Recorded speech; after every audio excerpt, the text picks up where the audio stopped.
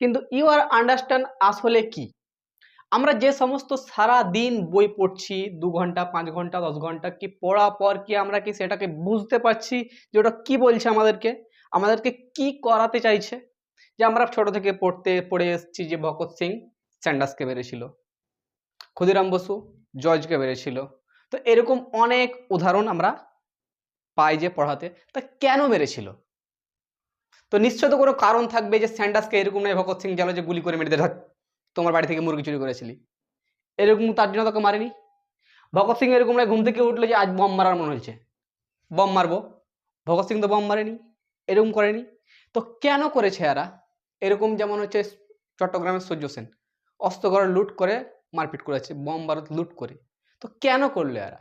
এদের ইতিহাসের প্রভাব কেমন পড়ে? ইতিহাসের প্রভাব কিন্তু সমাজের প্রভাব। সমাজকে পরিবর্তন করতে চাইলে ইতিহাস সবসময় সামনে রেখে কথা বলতে হবে।